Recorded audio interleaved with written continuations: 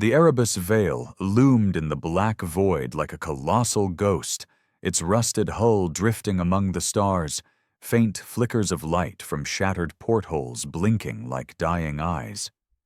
Once a proud beacon of the Galactic Alliance, a cutting-edge research station, it was now just a cold, silent wreck adrift in the cosmos. 3 days ago, a distress signal had emanated from it. Weak, intermittent, devoid of explanation, only static mixed with heavy breathing. The mission was assigned to an interspecies team, search for survivors, or, at the very least, determine what had turned the Erebus Veil into a floating tomb. The small transport craft touched down in the main hangar with a piercing metallic screech. The hatch slid open, revealing a dark interior. Helmet-mounted floodlights swept across dust-covered corridors, broken metallic webs dangling like the threads of a long-departed monster. The air was thick, a blend of scorched metal and something wet, rancid, that no one dared name. The team of 5 stepped out, each representing a species of the Alliance: Vorak Thal of the Kralin, Grum of the Thrime, Clythe of the Vixen, and 2 humans, Jonas Reed and Selena Varkas. Vorak Thal led the way, his towering figure clad in glossy black scales that shimmered like obsidian under the lights. His crimson eyes scanned the hangar, curved claws tapping rhythmically against his bone-etched armor, the mark of a Kralon warrior. He inhaled deeply, chest expanding, then growled, "Smells like corpses. There's nothing here but death." His voice echoed in the empty space, unanswered. Grum, the Thrime warrior, followed, his massive body encased in natural brown armor that thudded heavily against the floor with each step. His hammer-like hands clenched, ready to crush any threat, though his tiny eyes beneath the armor betrayed a flicker of unease. Clythe, the Vixen representative, glided lightly among them, her slender frame shimmering with pale green skin, long, flexible limbs swaying like branches in a breeze. Her large, glowing eyes lit up corners the floodlights couldn't reach. "The signal's coming from the control center," she said, her sharp, insect-like voice cutting through the silence. "But something's off. Look." She pointed to a glistening black streak on the wall, long and winding like the veins of a giant beast. Vorak smirked. "Probably just engine oil." "Don't be so jumpy, Vixen." Jonas Reed and Selene Varkas trailed behind, a few steps removed from the group.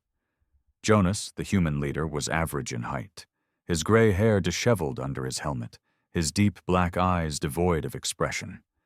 He wore a simple jumpsuit, no armor, no heavy weapons, just a small knife etched with ancient symbols dangling at his hip. Selene, his subordinate, was petite, her long white hair tied back tightly, her unnaturally pale skin glowing faintly.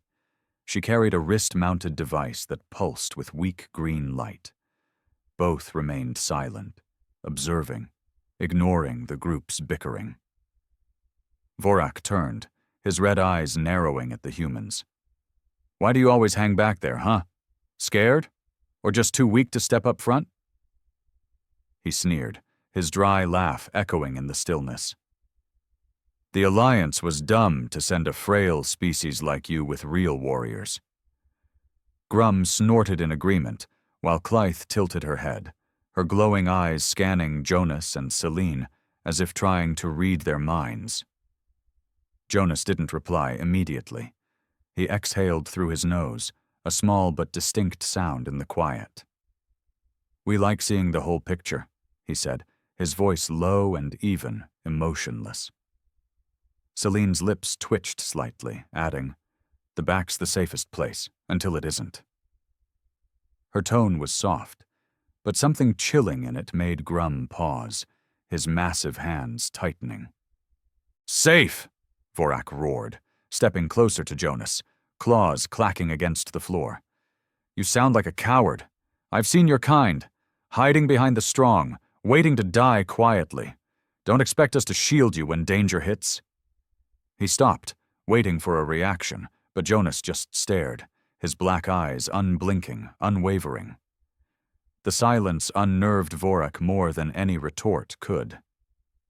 Clythe cut in, her voice sharp with worry. "Enough, Vorak. We're not here to argue. Look at this." She pointed to the streak on the wall, now longer, as if it had moved while they weren't watching. A black droplet fell to the floor, sizzling faintly on contact. "That's not oil. It's alive." Grum stepped back, his warrior instincts screaming that this was more dangerous than any foe he'd faced.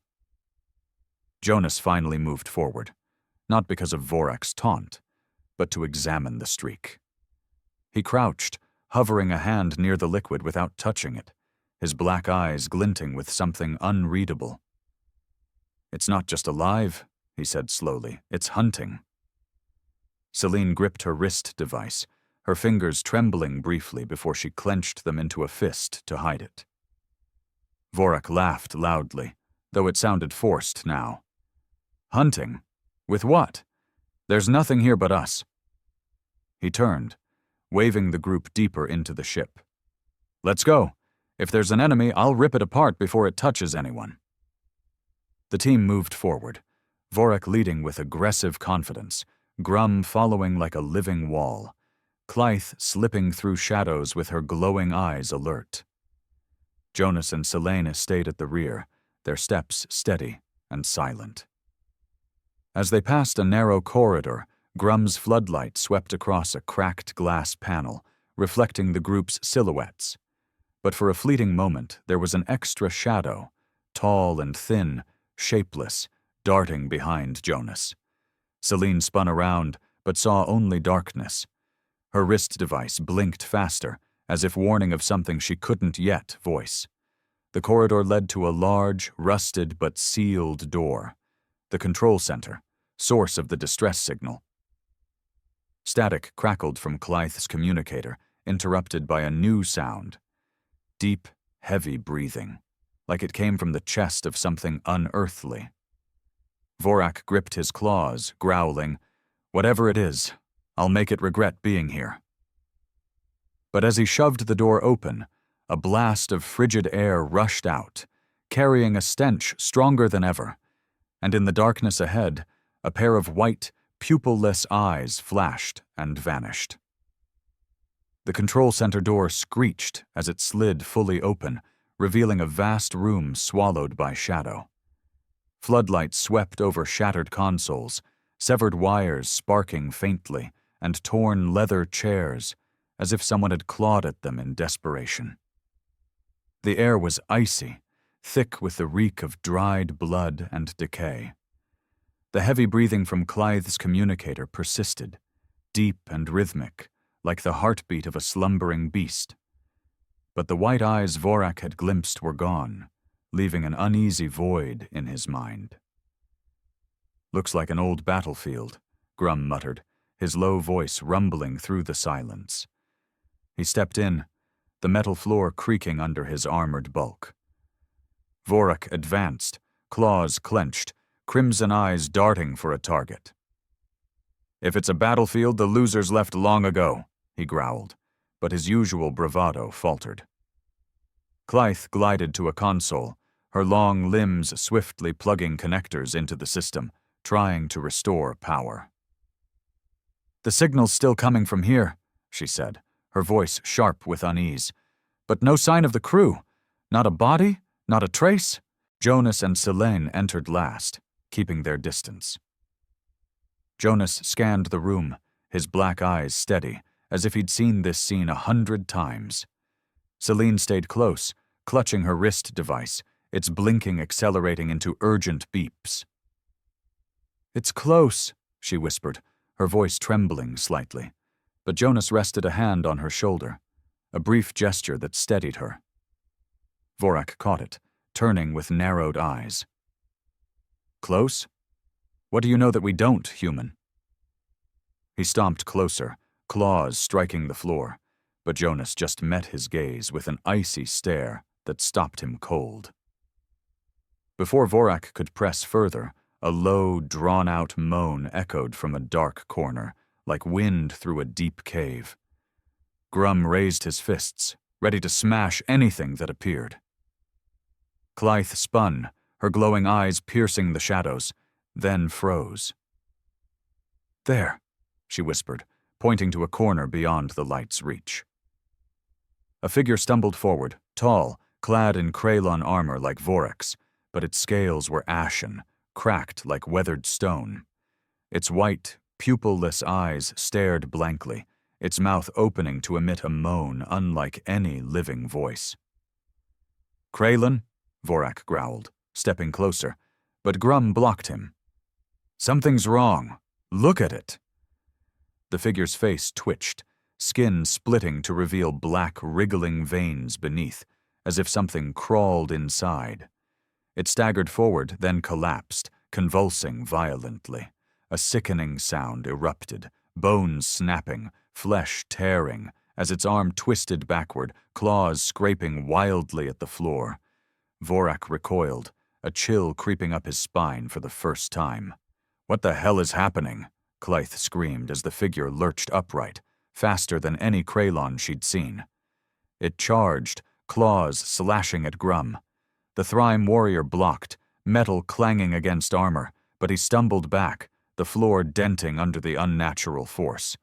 Vorak roared, leaping into close combat, his claws raking across its chest. Black blood sprayed, but it didn't slow, its white eyes fixing on Vorak with a twisted, ghastly grin. "Die!" Vorak bellowed, slashing again, this time severing its neck. The body crumpled, but from the wound, a dark mist rose, swirling like a miniature vortex. A piercing screech filled the air, cold and hateful, forcing Clythe to clutch her head and collapse. Grum retreated, his hands trembling despite his efforts to hide it. The mist solidified, forming invisible tendrils that hovered, and a deep, alien voice reverberated through the room. "You have come to feed me." "Xhul'ra," Jonas whispered, his voice tinged for the first time, not with fear, but recognition. He stepped forward, gripping his etched knife, eyes locked on the mist. Celine stood behind him, her wrist device beeping frantically, its screen flashing red. "It's stronger than before," she said, voice shaking, but Jonas shook his head. "Number just hungrier." Vorak spun, roaring at Jonas. "You know this thing? Speak, or I'll tear you apart before it does." But before Jonas could answer, the mist surged, swift as a black arrow. Grum shouted as an invisible tendril wrapped around his arm, yanking him toward the darkness. Clythe crawled behind the console, fumbling to activate the lights, but the system failed. Vorak slashed wildly at the mist, his claws passing through empty air, useless against this unseen foe. Grum roared in pain as the tendril tightened, his armor cracking, red blood seeping onto the floor. "Let me go," he yelled, pounding with his free hand, but it only gripped harder. Then Jonas lunged, his knife flashing faintly. He sliced sideways, and a horrific screech rang out as the tendril severed, falling to the floor as a sizzling black puddle. Grum dropped, gasping, his tiny eyes staring at Jonas with a mix of awe and dread. The mist retreated, swirling along the ceiling, white eyes now glaring from its center. "You remember me?" Xhul'ra's voice rumbled, slow and venomous. Jonas didn't reply, just raised his knife, its light reflecting in his unblinking eyes. Celine stepped beside him, her device emitting a small electric pulse that made the mist flinch. "Don't fear it," Jonas said to her, his voice low but firm. "It wants our fear." Vorak stood frozen, claws trembling, at a loss for the first time. Grum clutched his bleeding arm, blood dripping through his armor's cracks, while Clythe emerged from hiding, her glowing eyes fixed on Jonas and Selena. "You've faced this before?" she asked, voice quivering. Jonas turned, his gaze cold but sharp as a blade. Not the first time, he said. And before anyone could press him, Xhul'ra screeched, the mist diving down again, targeting them all. The black mist of Xhul'ra descended like a storm, its piercing screech slicing through the frigid air of the control center. Invisible tendrils lashed out from the darkness, fast and ferocious, aiming for the entire group. Vorak roared, claws slashing wildly, but each swing cut through nothing, leaving him panting, feeling powerless for the first time. Grum, still clutching his bleeding arm, backed against the wall, his massive hands raised like a shield, though his tiny eyes brimmed with terror.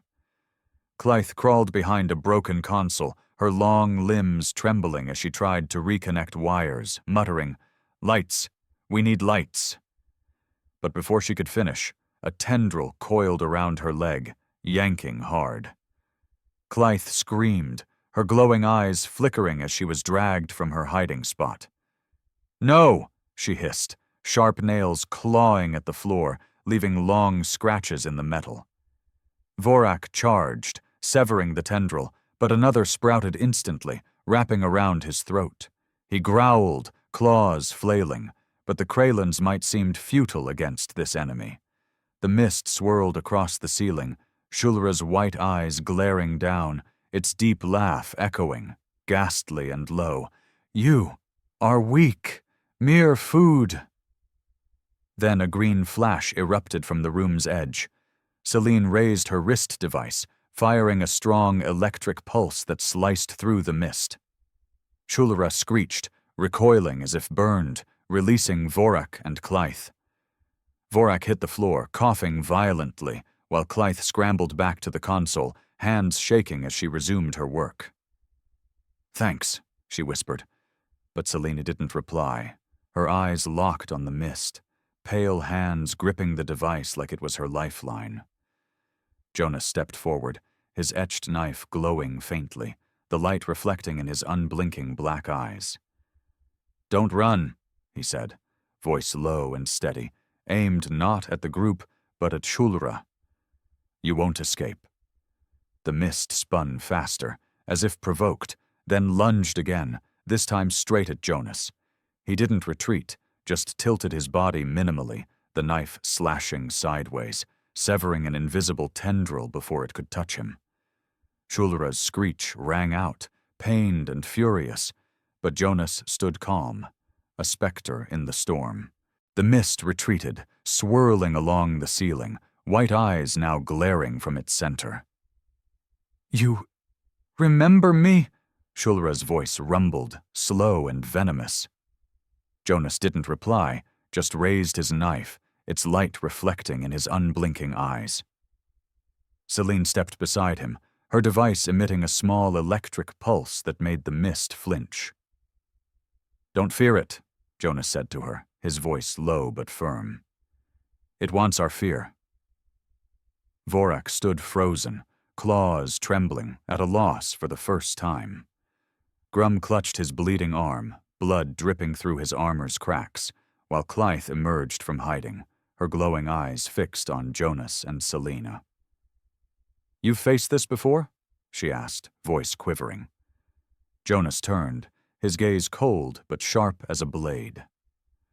"Not the first time," he said, and before anyone could press him, Xhul'ra screeched, the mist diving down again, targeting them all. The black mist of Xhul'ra descended like a storm, its piercing screech slicing through the frigid air of the control center. Invisible tendrils lashed out from the darkness, fast and ferocious, aiming for the entire group. Vorak roared, claws slashing wildly, but each swing cut through nothing, leaving him panting, feeling powerless for the first time. Grum, still clutching his bleeding arm, backed against the wall, his massive hands raised like a shield, though his tiny eyes brimmed with terror. Clythe crawled behind a broken console, her long limbs trembling as she tried to reconnect wires, muttering, "Lights! We need lights!" But before she could finish, a tendril coiled around her leg, yanking hard.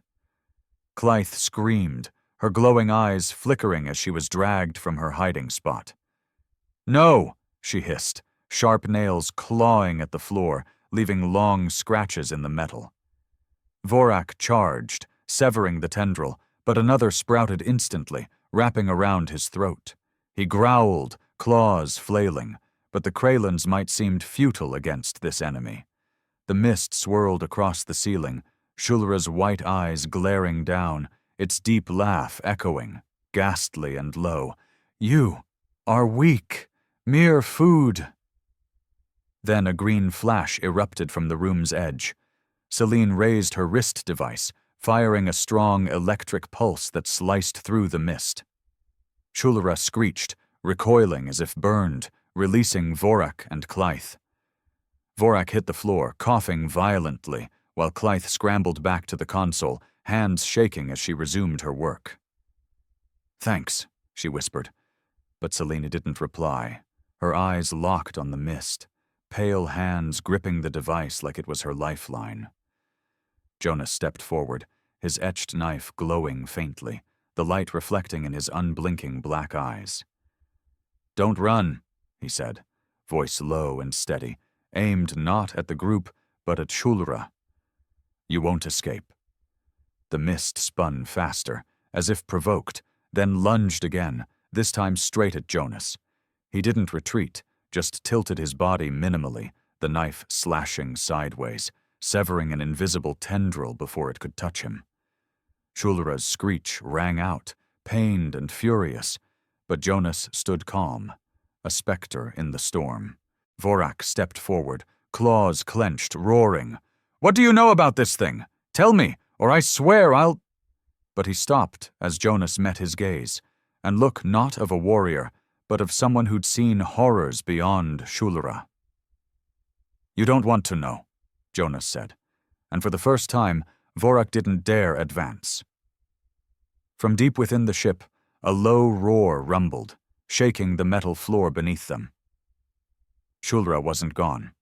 It was waiting, and next time, it wouldn't toy with them. Xhul'ra's low roar shuddered through the control center, rippling across the Erebus Veil's rusted walls like a final warning. The room was steeped in darkness, broken only by Grum's ragged breaths, Clythe's anxious hisses, and the faint scrape of Vorak's claws on the floor. Not an attack, but to stifle the fear swelling inside him.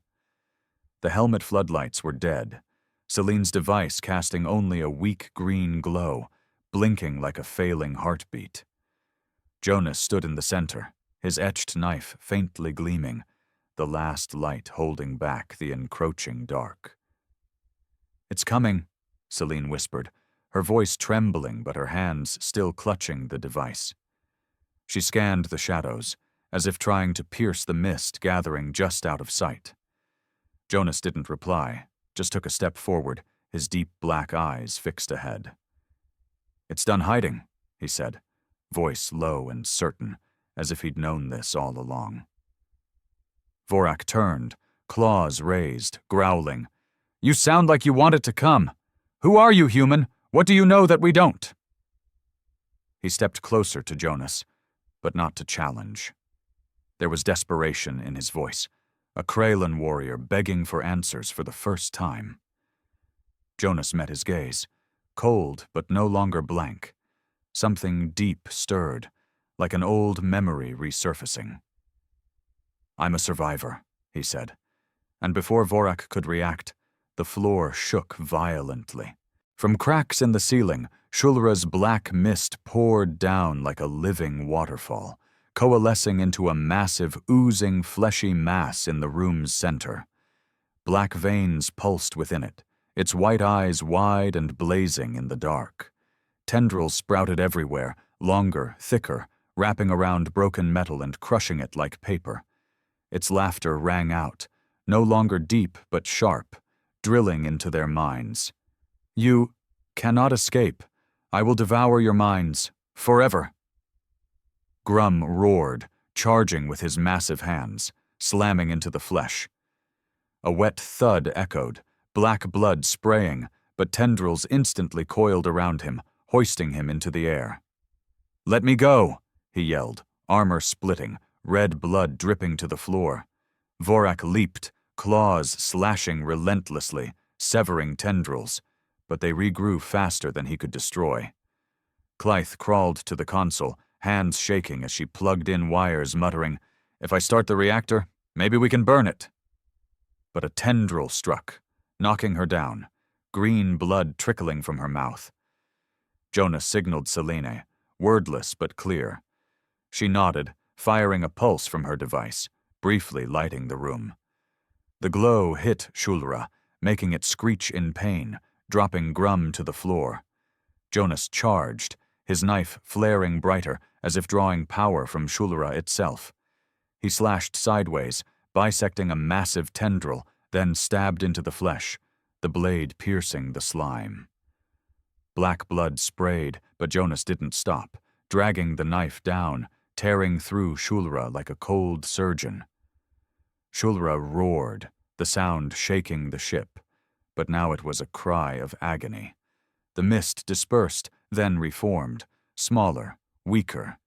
Jonas advanced, raising his knife again, its light now blazing like a flame. "You lost long ago," he said, voice like ice. He plunged it down, piercing Xhul'ra's white eyes. A horrific, desperate screech erupted, the flesh convulsing wildly before dissolving into a steaming black puddle on the floor. Its laughter faded, leaving a heavy silence. Grum sat up, clutching his bleeding arm, panting. Vorak stood, claws limp, staring at the puddle with wide, crimson eyes. Clythe crawled forward, green blood staining her skin, her glowing eyes regarding Jonas and Selene, as if they were from another world. "Is it dead?" she whispered, voice trembling. Jonas knelt by the puddle, his knife still faintly glowing. "It was never truly alive," he said, "but now it stopped." Vorak stepped forward, claws clenched, roaring. "You knew this thing! You knew from the start, didn't you? Tell me, or I—" But he halted as Jonas stood, turning to face him. Jonas's gaze wasn't defiant, but that of someone who'd endured too much, survived too much. "You want the truth?" he asked, voice low but cutting. "Ask her." He pointed at Clythe. Clythe froze, her glowing eyes faltering. "Me," she hissed, but then she remembered. Hands trembling, she plugged into the console again, activating an old recording. A crew member's voice crackled through, frantic and broken. "It came from Earth, an ancient thing. They called it Xhul'ra. The humans fought it, centuries ago. They killed it, but it didn't die. It fled." The recording cut off with a scream, then silence. Vorak turned to Jonas, claws shaking. "Earth? Your kind faced this?" Jonas nodded, his black eyes unwavering. "Hundreds of years ago, it attacked us. We had no armor like you, no tactics like the Vixen, no strength like the Thrime. But we survived. We learned to kill it, and we kept that secret." Selene stepped beside him, voice low but firm. "Not for honor or power. Because if it came back, we had to be ready." Grum stood, blood still seeping through his armor, staring at Jonas with tiny eyes now filled with awe and fear.